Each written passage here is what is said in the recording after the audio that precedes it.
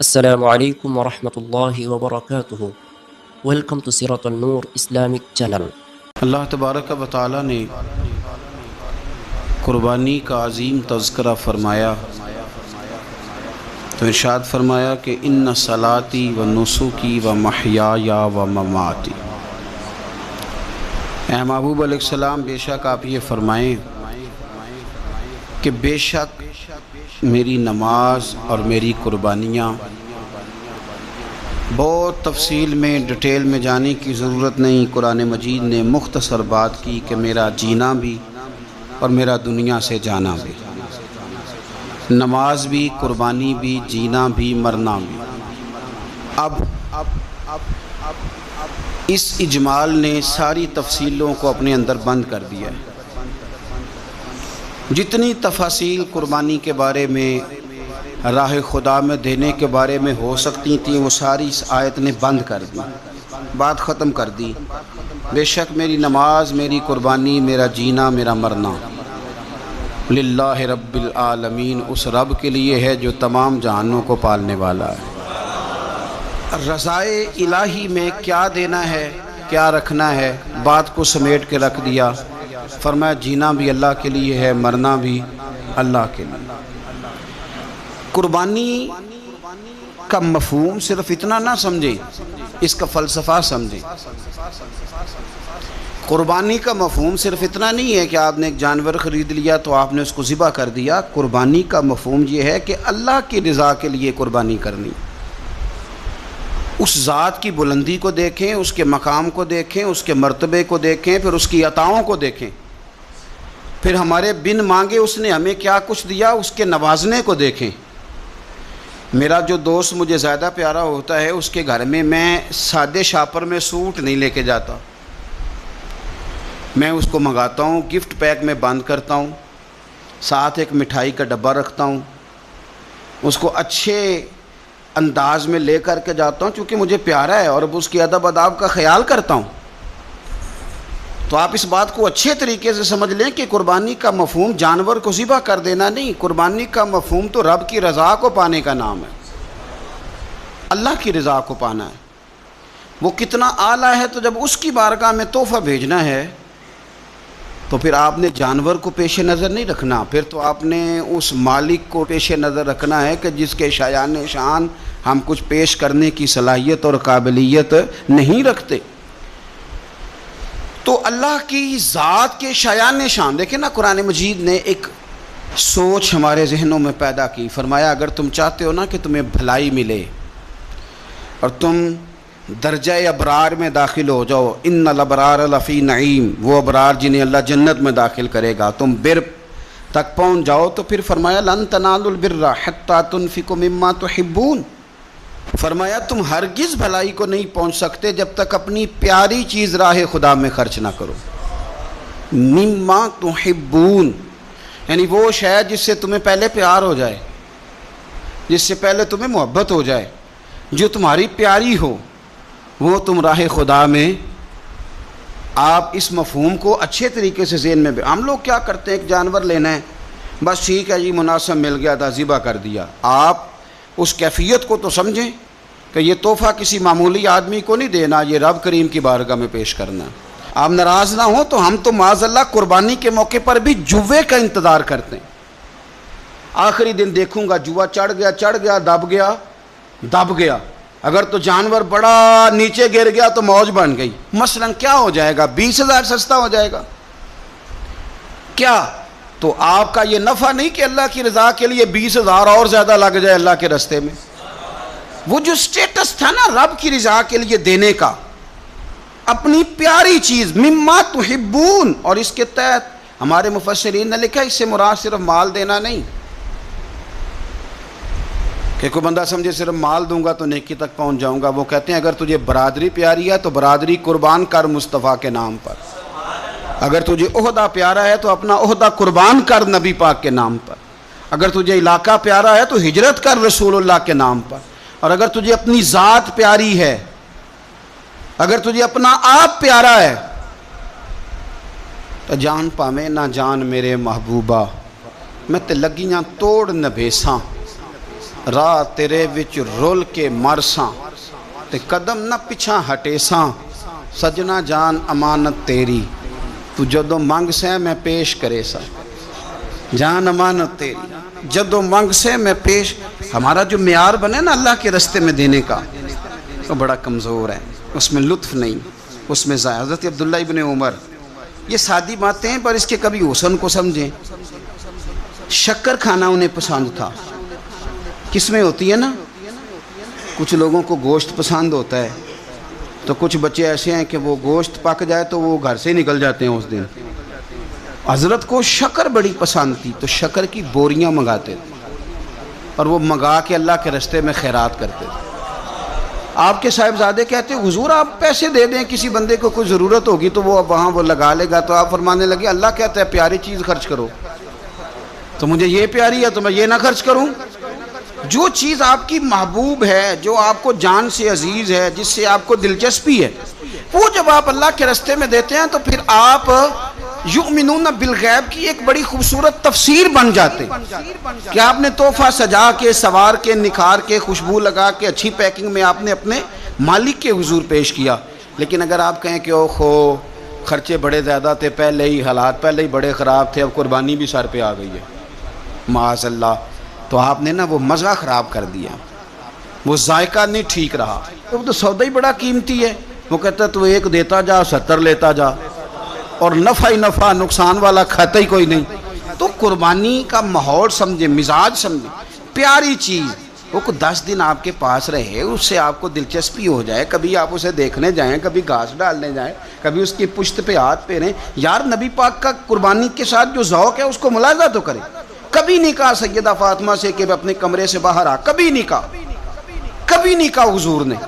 اور پھر میں غریبوں سے بھی کہتا ہوں کہ نبی پاک پر کبھی زکوٰۃ فرض نہیں ہوئی, اتنا مال ہی نہیں تھا کہ زکوٰۃ فرض ہو, کبھی زکوٰۃ فرض نہیں ہوئی. لیکن قربانی حضور ایک نہیں دیتے تھے, 2 دیتے تھے. اور ایک اونٹ میں 7 حصے ہوتے ہیں, 7. لیکن جب حضور حج کرنے گئے تھے تو میرے نبی پاک نے 63 اونٹ ذبح فرمائے. ذرا 7 سے ضرب دیکھے تو دیکھو کتنے بنتے ہیں. ہم سارا سال امیر ہوتے ہیں, عین قربانی کے دنوں میں غریب ہو جاتے ہیں. موٹر سائیکل چھوٹی عید کے بعد لی تھی, اس کے لیے پیسے تھے, لیکن قربانی کی جانور کی باری آئی تو ہاتھ تانگ ہو گیا. پتہ نہیں وہ کیسے تانگ ہو گیا, اللہ ہی بہتر جانتا ہے. اپنے ماحول کے اندر وہ خاص ایک خوشبو پیدا کریں جو رضا الہی کا. حضور نے کبھی نہیں سیدہ پاک سے فرمایا کہ باہر آؤ, لیکن حسنین کریمین فرماتے ہیں کہ حضور نے قربانی کا جانور خریدا, پھر سیدہ فاطمہ الزہرا رضی اللہ تعالی عنہا کے صحن میں حضور لائے. صحن میں نبی پاک سے زیادہ نازک مزاج بندہ کوئی نہیں کائنات میں آئے گا. حضور کے وجود اطہر پر مکھی نہیں بیٹھتی تھی, پسینہ آتا تھا تو خوشبو آتی تھی, لیکن حضور قربانی کا جانور دست مبارک سے ذبح فرماتے. اور کہا فاطمہ ادھر آ بیٹے. سیدہ کمرے سے باہر آئیں تو فرمایا یہاں کھڑی ہو, میں تیرے سامنے تیری قربانی کا جانور ذبح کرنے لگا. آپ ذرا اس بات کو دیکھیں, مسند امام احمد بن حنبل میں حضور نے فرمایا جانور سونا بھی ہونا چاہیے اور اس کی قیمت بھی زیادہ ہونی چاہیے, با اعتبار قیمت بھی زیادہ ہو, مہنگا خرید کے لائے ہوں آپ. کیوں؟ اس لیے کہ دینا اس رب کی بارگاہ میں ہے جو بڑی شانوں والا ہے. تو ہم نا آہستہ آہستہ ان چیزوں سے پیچھے ہٹتے جا رہے ہیں جو چیزیں ہمیں اللہ کے قریب کرتی ہیں. ہو جاتا ہے کچھ چیزوں سے پیار ہونا چاہیے, لیکن جب اس چیز سے بڑھ کر رب سے پیار ہو, اس کے محبوب سے پیار ہو, تو پھر وہ چیزیں کوئی اہمیت نہیں رکھتی. حضرت حارثہ بن نعمان رضی اللہ تعالیٰ عنہ کہتے ہیں میں نے چھوٹی سی ایک گھوڑی لے کے پالی, پیار بھی بڑا ہو گیا, وہ بڑی بھی ہو گئی, خوبصورت بھی بڑی تھی, اور کبھی کبھی میرے بچے مذاق بھی کرتے. کہتے ابا سچ بتا ہم سے زیادہ پیار ہے کہ اس گھوڑی سے زیادہ پیار ہے؟ کیونکہ گھر آتے ہی آپ پوچھتے ہیں چارہ ڈالا ہے کہ نہیں, پانی پلایا ہے کہ نہیں, تو پیار اس سے زیادہ کہ ہم سے. تو حضرت حارثہ بن نعمان فرماتے تم نے جتنی باتیں کرنی ہیں کرو, اور مجھے پیار ہے تو میں کیا کر سکتا ہوں. بڑی خدمت کرتے, پیار کرتے. آیت نازل ہو گئی لن تنالوا البر حتی تنفقوا مما تحبون. غریب آدمی, ماڑا بندہ, گھوڑی کی لگام پکڑی اور مدینے والے رسول کی بارگاہ میں پہنچ گئے. یا رسول اللہ میری قبول کر لیں. آپ یقین کریں حالات خراب ہوتے ہیں تو لوگ سب سے پہلے وہ والا 100 بند کرتے ہیں جو مسجد جاتا تھا. سب سے پہلے لوگوں نے وہ رستے کاٹے، وہ کنیکشن کاٹے جو اللہ کے رستے میں جاتے تھے۔ کیا کرتے ہو صاحب، یہ تو اصل ہے، باقی تو ساری فروعات ہیں، باقی تو ساری شاخیں ہیں، تو آپ نے جاڑی کاٹ دی جہاں سے آ رہا تھا۔ اپنی ساری ضروریات لوگ پوری کریں گے اور 1.5 لاکھ تنخواہ میں سے پورا 2000 مسجد دے کے کہیں گے دیا تو ہے 2000، لیتے وقت کبھی نہیں حساب کریں گے کہ اللہ سے لیا کتنا ہے، دیتے وقت گنیں گے، شمار کریں گے۔ تو بھائی حضرت سیدہ اسماء بنت ابی بکر صدیق کہتی ہے میں ایک دن گن کے نا حضور کی بارگاہ میں کچھ پیسے، تو عورتوں کی طبیعت ہوتی ہے وہ گنتی بھول بھی جاتی ہیں اور کئی دفعہ احتیاطاً بھی 3-4 دفعہ گن لیتی ہیں۔ کہتی میں نے 2-3 دفعہ پیسے گن کے حضور کو دیے تو سرکار مسکرائے، فرمانے لگے اسماء رب کے رستے میں گن گن کے نہ دیا کر، یہ بخاری ہے، گن گن کے نہ دے۔ یا رسول اللہ کیا کروں؟ فرمایا تو اس کے رستے میں بے حساب دے، وہ بھی تجھے بے حساب ہی عطا فرمائے گا۔ زاہدوں نے یہ عجب کام کیا، عجب ہے کہ تسبیح کے دانوں سے جو کام لیا، چاہیے تھا کہ بے شمار پکارتے تجھ کو، یہ بھی کوئی بات ہے کہ گن گن کے تیرا نام لیا، یہ بھی کوئی بات ہے گن گن کے تیرا نام لیا۔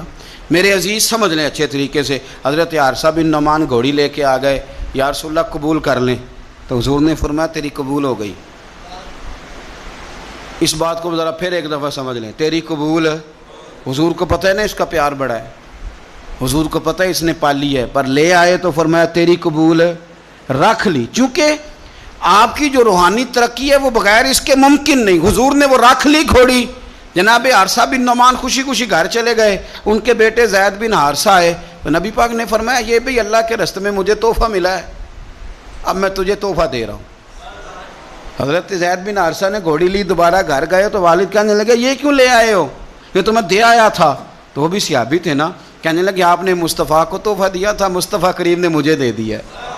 تو حضرت عارصہ بن نعمان رو پڑے، فرمایا دیکھو میرے کریم کا کرم، قبول بھی کر لیا ہے اور یہ بھی انہوں نے ثابت کر دیا ہے کہ رہے بھی تیری آنکھوں کے سامنے۔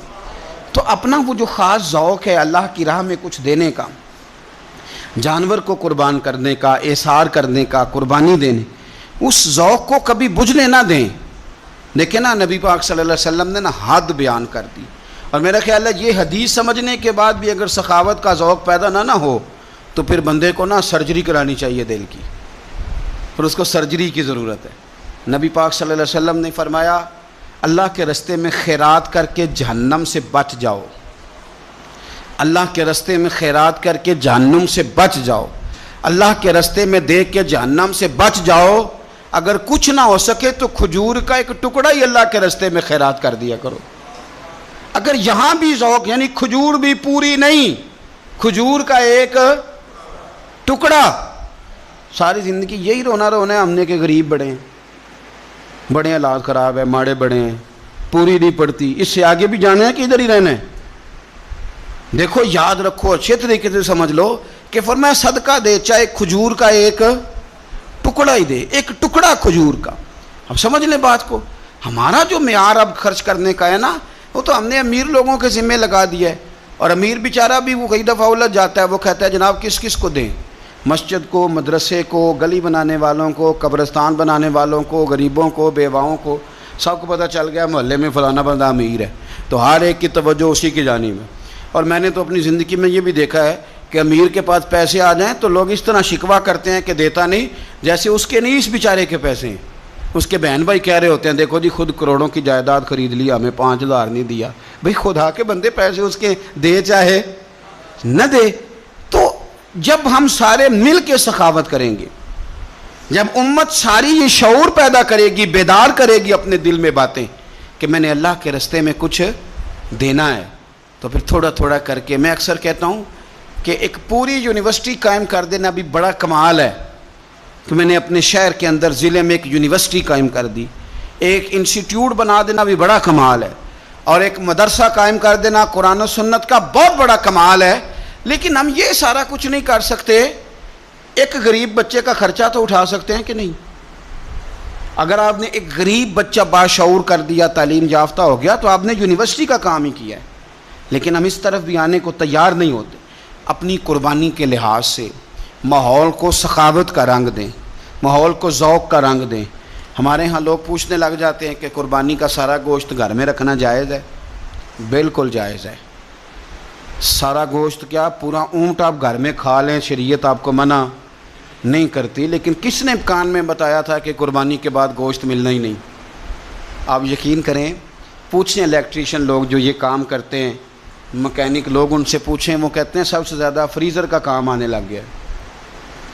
لوگ فریجیں ٹھیک کرا رہے ہیں اس لیے کہ گوشت سٹاک کرنا ہے، پتہ نہیں اس کے بعد کوئی بکرا ہاتھ آئے کہ نہ آئے، آخری سمجھ کے کھانا ہے. ایسا نہ کرو.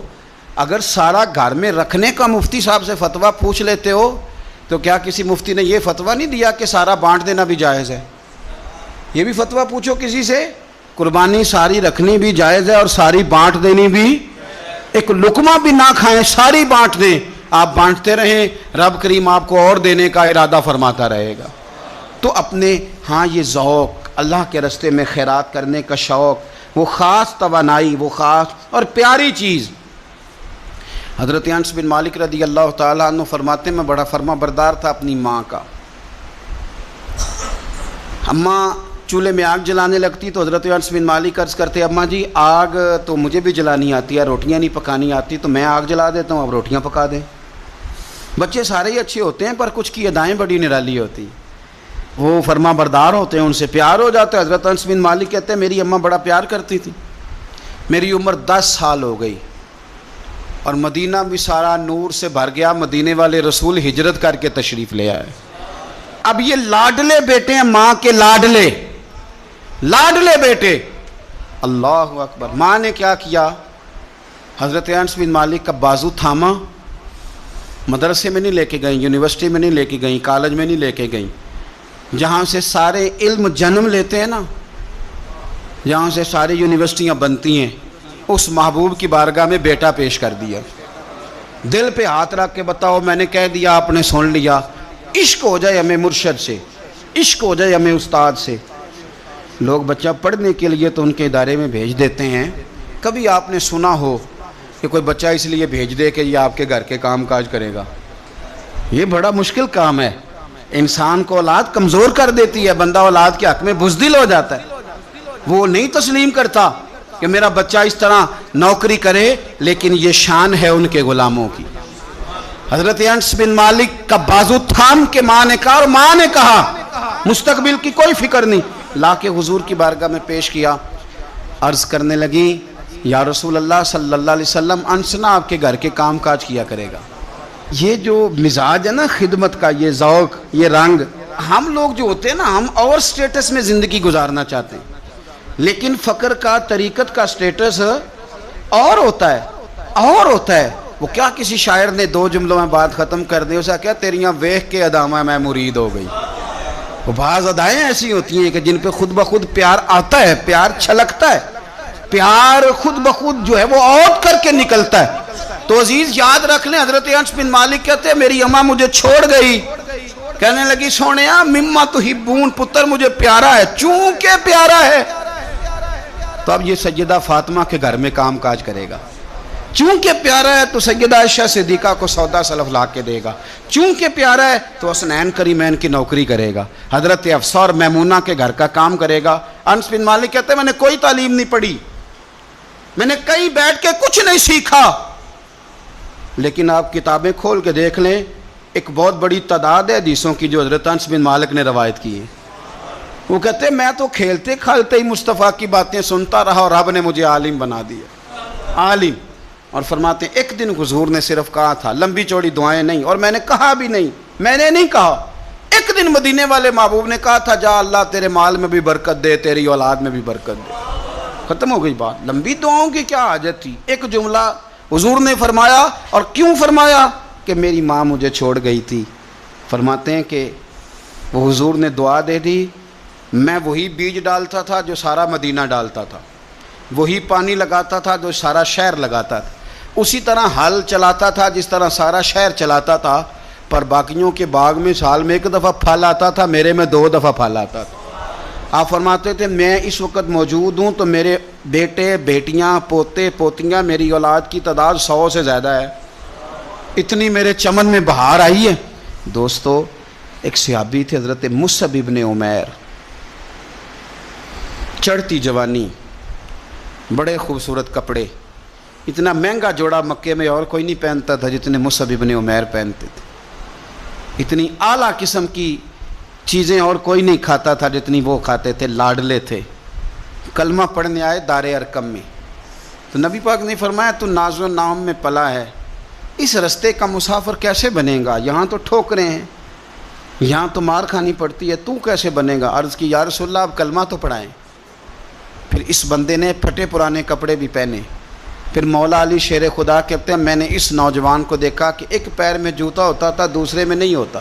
او جیم جان دا کچھ وسا نہیں ہو، یہ جان یار نو دے تے شاد ہو جا، اس سے دل دے ہیں فساد سارے، دل دلبر نو دے تے آزاد ہو جا، جیو رکھے عباد تے رو وس دا تے جدوں کرے برباد برباد ہو جا۔ آپ فرماتے ہیں پھر وہ دن رات کوئی فرق نہیں، غلامی کی، ماں نے قید کر دیا، باپ نے قید کیا، مار کھائی، پہلے حبشہ گئے ہجرت کر کے، وہ بچہ جو کسی کو خاطر میں نہیں لاتا تھا، یہ وہ مصعب ابن عمیر ہیں، اپنی جان پسند تھی تو حضور کے حوالے کر دی۔ مدینے میں نبی پاک نے انہیں اپنے سے پہلے مبلغ بنا کے بھیجا، ہر سردار کی منتیں کی، ہر سردار کی منتیں کی، کلمہ پڑھ لو۔ وہ چڑھتی جوانی، بڑا بادشاہ آدمی، لوگ اپنا رویہ توڑنا نہیں چاہتے۔ جو بندہ زندہ ہوتا ہے اس میں لچک ہوتی ہے، جو پورا اکڑ جائے سمجھو مردہ ہے، اور جو آدمی لچک والا ہو وہ تو بڑے کام کر لیتا ہے، اور اگر اکڑ جائے تو پیروں میں بھی شے آ جائے تو پکڑ سکتا، یہ سمجھ لینا۔ بہت سارے لوگوں کو زندگی میں کچھ نہیں ملا اس لیے کہ وہ اندر لچک ہی کوئی نہیں تھی، تکبر کے بت بنا کے پوجتے رہے ساری زندگی، تو ملے گا کیا؟ مصعب ابن عمیر کہتے ہیں ہر چیز قربان کر دی حضور کے نام پہ، احد کے میدان میں شہید ہوئے۔ اس نے ہر مہینے نیا جوڑا پہنا، اعلیٰ کھانے کھائے۔ اس بندے کو جب کفن دیا جا رہا تھا تو کپڑا پورا نہیں تھا، سر ڈھانپتے تھے تو پیر ننگے، پیر ڈھانپتے تھے تو سر ننگا، تینوں لب دیں آپ گواچے، پورے وجود کے لیے کپڑا موجود نہیں تھا۔ حضور نے فرمایا سر ڈھانپ دو اور پیروں پہ گھاس ڈال دو، بات بیت گئی۔ وہ جب انہوں نے کلمہ پڑھا تھا اس کو 20 سال ہو گئے، وہ مکے میں دار ارقم میں کلمہ پڑھا تو یہاں ان کی لاش مبارک پر کھڑے ہو کے میرے نبی پاک نے ساری تاریخ دہرائی۔ فرمایا یہ وہ نوجوان تھا جو ناز و نام میں پلا تھا، نے بڑے اعلیٰ کھانے کھائے، اعلیٰ کپڑے پہنے، کہ آج جس کا حال یہ ہے کہ اس کے بدن پر کپڑا موجود نہیں۔ فرمایا اس طرح کرو ذرا، ساری تاریخ حضور نے بیان کی، لوگوں کو بتلایا، جو نئے آنے والے تھے ان کو بتایا۔ فرمایا اب ذرا ان کو پیروں پہ گھاس ڈال کے قبر میں ڈالو، اور فرمایا ذرا ان کو بھیجو تو صحیح، انشاءاللہ میرا رب جب ان سے ملے گا تو بڑا راضی ہو کے ملے گا، اللہ راضی ہو کے ان سے ملے گا۔ تو اپنی جو پیاری چیز ہے نا یہ چھوڑ دیں، زندگی میں سارا کچھ سنبھال کے رکھنا۔ جو آپ چیزیں سنبھال کے رکھتے ہیں ان کو تو زنگ لگ جاتا ہے، جو چیزیں سنبھال کے رکھتے ہو تو باسی ہو جاتی ہیں۔ اللہ کے راستے میں دو کنویں سے پانی نکل جائے تو نیچے سے تازہ آ جاتا ہے، اور اگر کوئی پانی نکلے نہ تو جو کھڑا ہوتا ہے اس میں زنگ آ جاتا ہے، وہ باسی ہو جاتا ہے۔ اس لیے خوبصورت جانور لیں جن کو اللہ نے توفیق دی، اور اچھے طریقے سے اس کی خدمت کریں جو چند دن رہ گئے۔ پھر خوبصورت انداز میں، ہمارے کسانیوں کو بڑی جلدی ہوتی ہے، جانور میں ابھی جان موجود ہوتی ہے تو وہ کھلڑی اتارنے بھی شروع کر دیتے ہیں، اس کو سلیقے سے ذبح کریں۔ اور یہ ختم والی چیز بڑی برکت والی ہوتی ہے تو یہ تو اللہ کے نام پہ ہے، تو اس کی ایک ایک بوٹی کی حفاظت کریں اور اچھے طریقے سے اس کو پہنچائیں۔ کوئی بے قدری کا مظاہرہ، کچھ مالدار جو بڑی قربانیاں دیتے ہیں وہ قدر نہیں کرتے، ایک ایک کاش کی ایک ایک ٹکڑے کی قدر کرے، اس لیے کہ یہ رب کے نام کا جانور ہے، اور کوشش کریں۔ اصل میں نا امیروں کے یار بھی امیر ہوتے ہیں، صحیح کہہ رہا ہوں، تو پوچھتے ہیں تو نے قربانی کیا جی، تو نے کیا تو کہتے ہیں جی اس دفعہ سب نے کی ہے۔ تو تھوڑا سا نا اپنے یاروں سے نکل کے، اپنے قریبیوں سے نکل کے دیکھیں، بہت سارے ہیں جنہوں نے نہیں کی، تو وہاں گوشت تقسیم کرنا ہے جنہوں نے قربانی نہیں کی، ان کے ساتھ اپنا دل لگائیں، اس طرف توجہ کریں۔ اللہ تعالیٰ توفیق رفیق عطا فرمائے۔ اللہ تبارک و تعالیٰ نے قربانی کا عظیم تذکرہ فرمایا تو ارشاد فرمایا کہ ان صلاتی و نسکی و محیای و مماتی، اے محبوب علیہ السلام بے شک آپ یہ فرمائیں کہ بے شک میری نماز اور میری قربانیاں بہت تفصیل میں ڈیٹیل میں جانے کی ضرورت نہیں، قرآن مجید نے مختصر بات کی کہ میرا جینا بھی اور میرا دنیا سے جانا بھی، نماز بھی، قربانی بھی، جینا بھی، مرنا بھی۔ اب اس اجمال نے ساری تفصیلوں کو اپنے اندر بند کر دیا ہے۔ جتنی تفاصیل قربانی کے بارے میں، راہ خدا میں دینے کے بارے میں ہو سکتی تھیں، وہ ساری اس آیت نے بند کر دی، بات ختم کر دی۔ بے شک میری نماز، میری قربانی، میرا جینا، میرا مرنا للہ رب العالمین، اس رب کے لیے ہے جو تمام جہانوں کو پالنے والا ہے۔ رضائے الہی میں کیا دینا ہے، کیا رکھنا ہے، بات کو سمیٹ کے رکھ دیا۔ فرمایا جینا بھی اللہ کے لیے ہے، مرنا بھی اللہ کے لیے۔ قربانی کا مفہوم صرف اتنا نہ سمجھیں، اس کا فلسفہ سمجھیں۔ قربانی کا مفہوم صرف اتنا نہیں ہے کہ آپ نے ایک جانور خرید لیا تو آپ نے اس کو ذبح کر دیا۔ قربانی کا مفہوم یہ ہے کہ اللہ کی رضا کے لیے قربانی کرنی، اس ذات کی بلندی کو دیکھیں، اس کے مقام کو دیکھیں، اس کے مرتبے کو دیکھیں، پھر اس کی عطاؤں کو دیکھیں، پھر ہمارے بن مانگے اس نے ہمیں کیا کچھ دیا، اس کے نوازنے کو دیکھیں۔ میرا جو دوست مجھے زیادہ پیارا ہوتا ہے، اس کے گھر میں میں سادے شاپر میں سوٹ نہیں لے کے جاتا،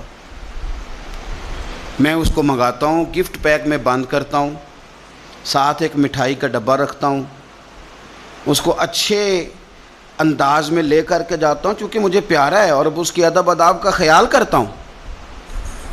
تو آپ اس بات کو اچھے طریقے سے سمجھ لیں کہ قربانی کا مفہوم جانور کو ذبح کر دینا نہیں، قربانی کا مفہوم تو رب کی رضا کو پانے کا نام ہے، اللہ کی رضا کو پانا ہے۔ وہ کتنا اعلیٰ ہے، تو جب اس کی بارگاہ میں تحفہ بھیجنا ہے تو پھر آپ نے جانور کو پیش نظر نہیں رکھنا، پھر تو آپ نے اس مالک کو پیش نظر رکھنا ہے کہ جس کے شایان شان ہم کچھ پیش کرنے کی صلاحیت اور قابلیت نہیں رکھتے۔